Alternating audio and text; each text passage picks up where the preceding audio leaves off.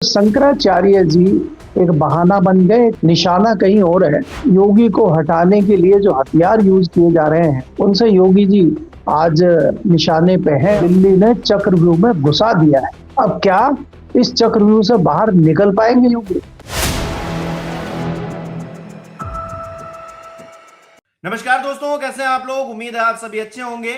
Gujarat lobby एक plan बना रही है। वो एक मुख्यमंत्री को निपटाना चाहती है, ठिकाने लगाना चाहती है, हटाना चाहती है। लेकिन वो मुख्यमंत्री अपने आप में इतनी शक्ति लिए हुए है कि उसे डायरेक्टली हटा पाना मुश्किल है।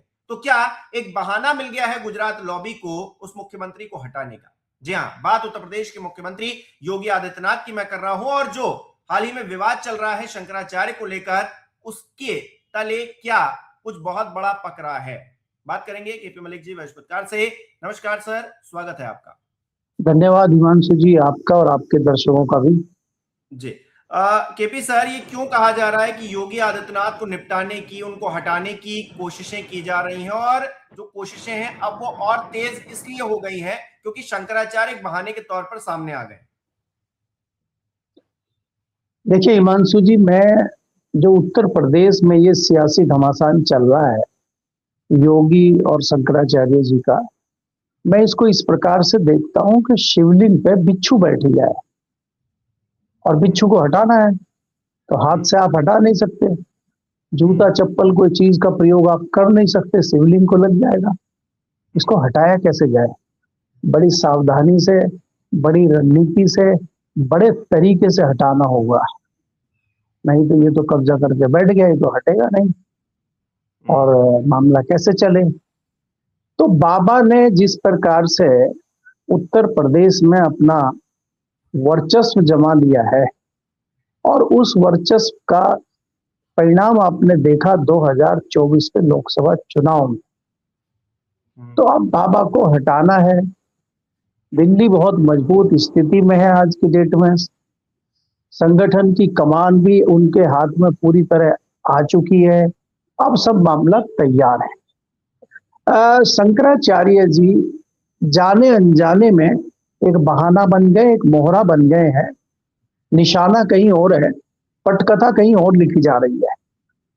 अब इसमें योगी को हटाने के लिए जो हथियार यूज किए जा रहे हैं उनसे योगी जी आज निशाने पे हैं और एक हिसाब से ये भी कह सकते हैं कि बैकफुट पे हैं। तो वो इसका मुकाबला कैसे करेंगे, इस रणनीति को कैसे करेंगे, इसमें किस प्रकार की वो राजनीति करेंगे, रणनीति करेंगे, कैसे इस समस्या से बाहर निकलेंगे, ये उनको देखना है, क्योंकि उनको दिल्ली ने चक्रव्यूह में घुसा दिया है। अब क्या इस चक्रव्यूह से बाहर निकल पाएंगे योगी? कई सारे सवाल हैं।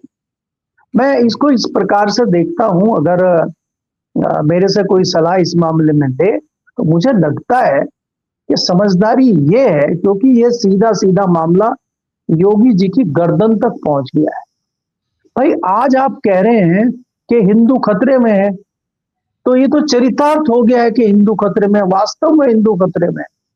अगर अगर जो उनके अनुयायी हैं, उनके सहयोगी हैं शंकराचार्य जी के, उनकी आप चोटी खींच रहे हैं, 83 साल के बुजुर्ग संत के मुंह पे जूते लात भूसे पुलिस मार रही है, तो ये तो वास्तव में हिंदू खतरे में है।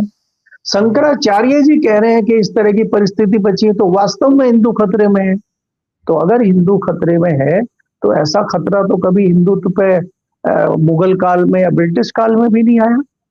तो क्या इस तरह की परिस्थितियां बनाई जा रही हैं और इसमें इस परिस्थिति को बनने दे रहे हैं योगी? योगी को इस परिस्थिति से निकलने के लिए प्रशासन के लोगों को ये क्यों नहीं कहना चाहिए कि तत्काल माफी मांगिए शंकराचार्य जी से, मामले को खत्म करिए?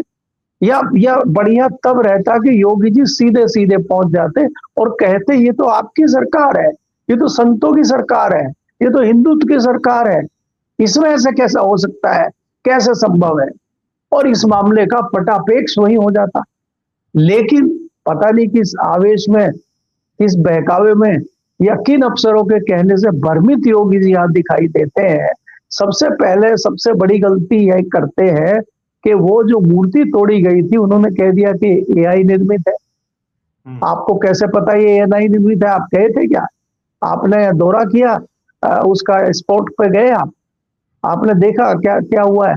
आपको अफसरों ने लिख के दे दिया और आपने पढ़ दिया, बात खत्म हो गई। तो उससे आप बैकफुट पे आ गए। दूसरी गलती आपने ये करी कि जिस प्रकार से शंकराचार्य जी के साथ व्यवहार हुआ, नंबर 1 बहुत गलत था। उसके बाद दूसरी बड़ी गलती उनको नोटिस देना, और तीसरी बड़ी गलती यह है कि दोबारा फिर नोटिस देना। मुझे लगता है कि इस वार को आप बढ़ाना चाहते हैं, और जो आपको चक्रूर में घुसाना चाहते हैं वो अपनी उस साजिश में, अपनी उस जो भी उनकी कोशिश है उसमें सफल होते दिख रहे हैं, और आप चक्रूर के अंदर फंसते दिख रहे हैं। क्या ऐसे में आप शहीद हो जाएंगे या आप नायक बन के निकलेंगे उसमें से? देखना ये है। तो फिलहाल तो मुझे लगता है कि योगी बैकफुट पे है, और ये पटकथा बहुत मजबूती से लिखी गई है और इसमें फंस चुके हैं योगी। तो क्या योगी इसमें से निकल पाएंगे, नहीं निकल पाएंगे, ये देखना होगा जी। लेकिन योगी जी तो कह रहे हैं कि ये सनातन को बदनाम करने वाले कालनेमी हैं। अब ये कालनेमी अगर शंकराचार्य हैं तो कालनेमी के चरण तो मोदी जी भी छू रहे थे। कालनेमी के आगे तो केशव प्रसाद मौर्य भी नतमस्तक हैं, यानी कि उनके डेप्यूटी। तो जो संत हैं वो उनको कालनेमी बता रहे हैं। ताड़का का पुत्र, रावण का मामा, नहीं रावण मामा थे उनके।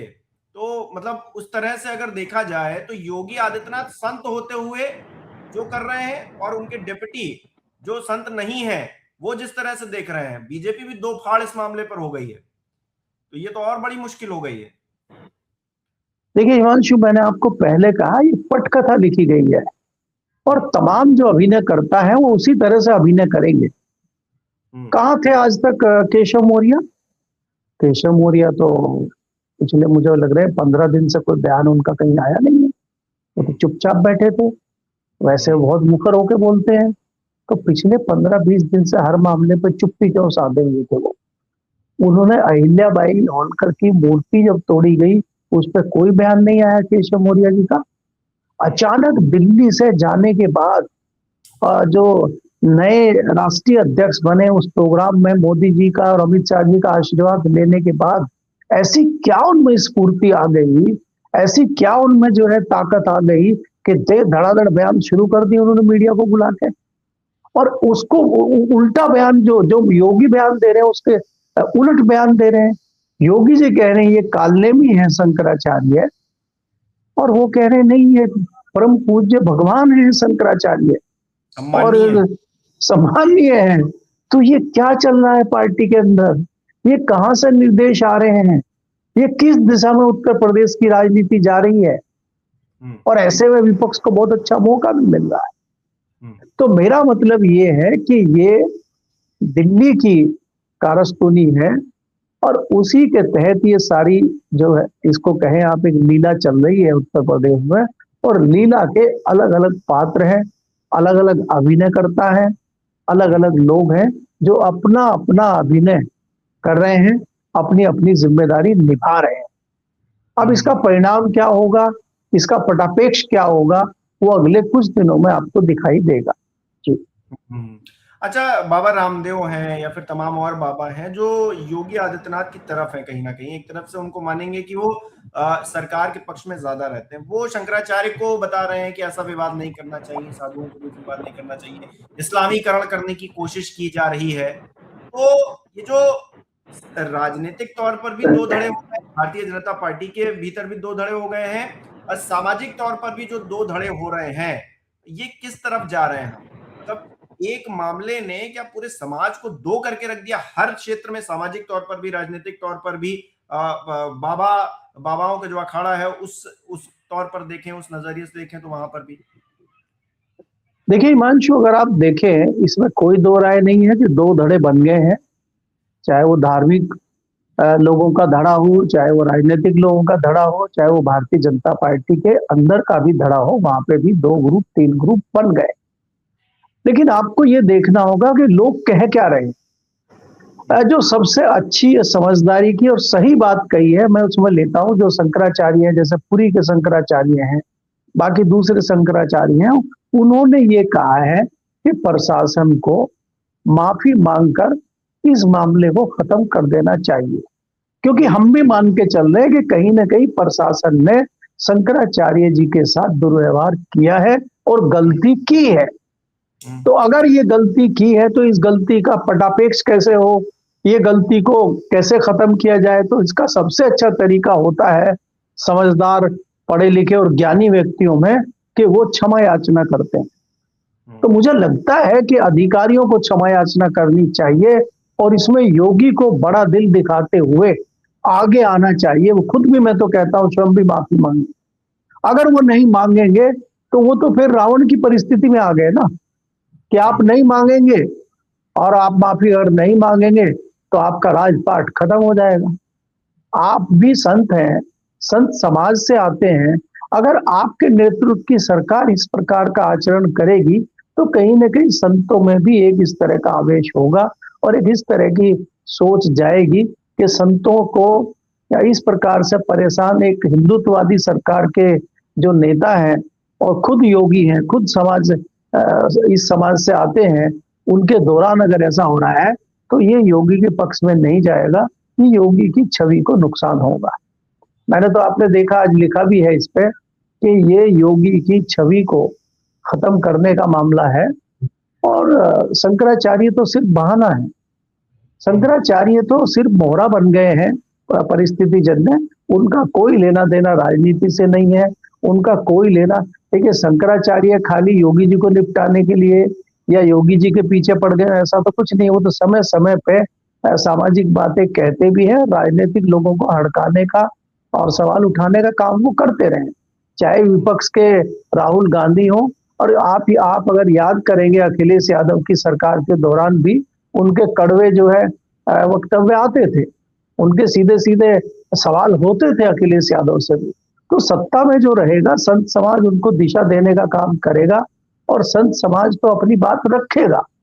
आज खाली इस बात को कहना कि शंकराचार्य हैं, कड़वी बात करते, शंकराचार्य ने सही बात अगर कर दी है तो आपको कड़वी लग रही है ना वो, क्योंकि आप तो हर चीज को दबाना चाहते हैं। भाई, सैकड़ों लोग की मृत्यु हुई थी इलाहाबाद में, अगर इस पर शंकराचार्य जी ने सवाल पूछ लिया तो कौन सा बड़ा जुर्म उन्होंने कर दिया।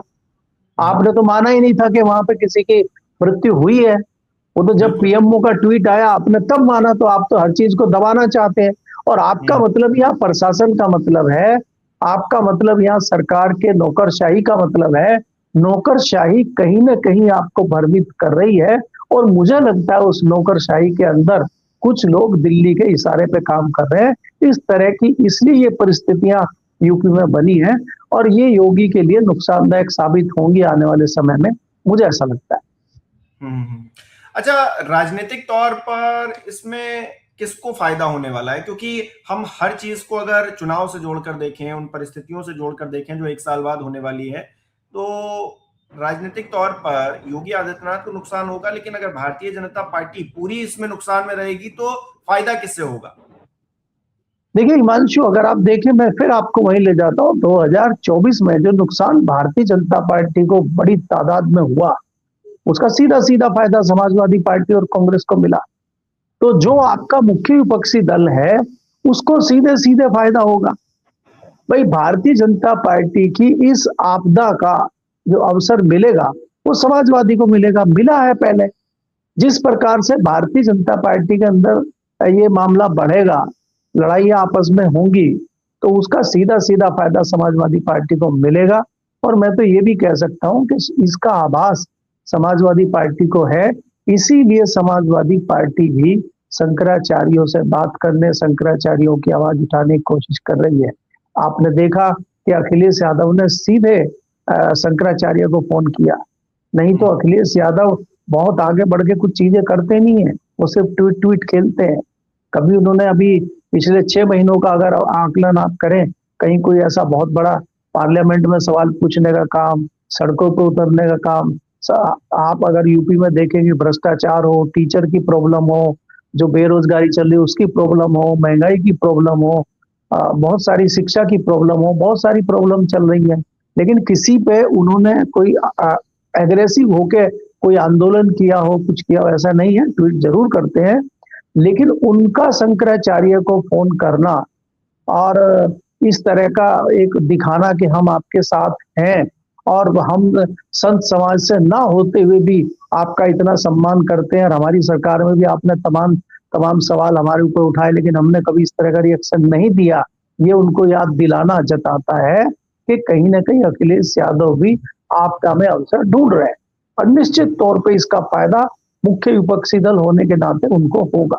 जी जी, बहुत बहुत शुक्रिया केपी मलिक जी तमाम जानकारी के लिए, समझाने के लिए कि असल में हो क्या रहा है राजनीतिक और सामाजिक तौर पर। बहुत बहुत धन्यवाद आपका। हमारे दर्शक किस तरह से देख रहे हैं इस विषय को, क्या योगी आदित्यनाथ को ये जो पूरा कांड हुआ है शंकराचार्य वाला, ये भारी पड़ने वाला है राजनीतिक तौर पर, और क्या उनको हटाने, उनको निपटाने की कोशिश दिल्ली से भी जारी है, और उसमें अब केशव प्रसाद मौर्य भी खुलकर बैटिंग कर रहे हैं, क्योंकि वो तो कह रहे हैं कि सम्मानीय है शंकराचार्य अवमुक्तेश्वरानंद सरस्वती, वो जाएं स्नान करें, और योगी आदित्यनाथ दूसरे राज्य से मंच पर खड़े होकर कह रहे हैं कि कालनेमी है जो सनातन को, जो धर्म को तबाह करना चाहते हैं, बर्बाद करना चाहते हैं, बदनाम करना चाहते हैं। आपको क्या लगता है कमेंट करके जरूर बताइएगा। इस वीडियो को लाइक करना, शेयर करना मत भूलिएगा। हमारे चैनल को सब्सक्राइब नहीं किया है तो वो भी जरूर कीजिएगा, और आप हमें सहयोग भी कर सकते हैं ज्वाइन बटन पर क्लिक करके। बहुत बहुत धन्यवाद।